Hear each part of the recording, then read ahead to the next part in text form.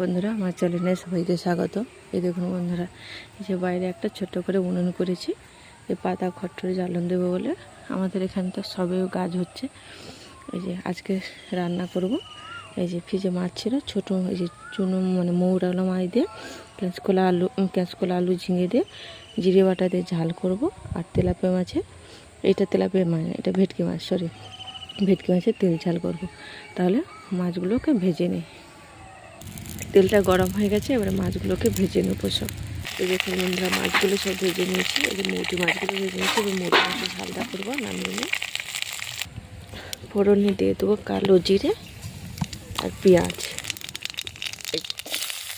পেঁয়াজটা ভাজা করে নেব। পেঁয়াজটা ভেজে নিয়েছি। এবারে কেটে রাখা ঝিঙে আলু কাঁচকলাটা দিয়ে দেবো। দিয়ে দেবো পরিমাণ মতো লবণ, হলুদ গুঁড়ো, লঙ্কা গুঁড়ো আর জিরে ধনের বাটা। আর কিছু দেবো না।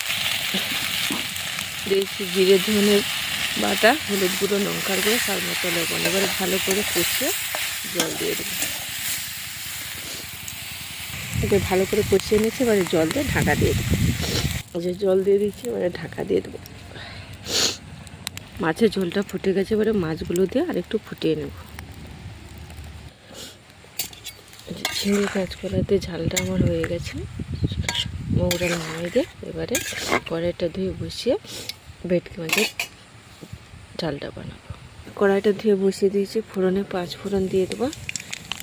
পেঁয়াজ, টমাটো, জিরে ধনের বাটা, আদার বাটা একসঙ্গে সব দিয়ে দেবো। লঙ্কার গুঁড়ো, হলুদ গুঁড়ো দিয়ে দিয়েছি। লঙ্কার গুঁড়ো, হলুদ গুঁড়ো, জিরে ধনের বাটা, আদা বাটা, টমাটো, ফোড়নে 5 ফোড়ন, পেঁয়াজ। এবার মশলাটা ভালো করে কষি।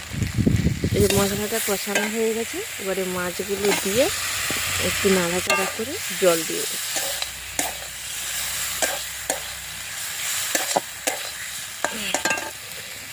এবারে জল দিয়ে দেবো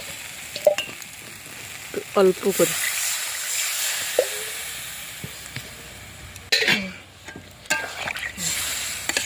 দিয়ে ফুটিয়ে নামিয়ে নেব একটু মাখো মাখো করে।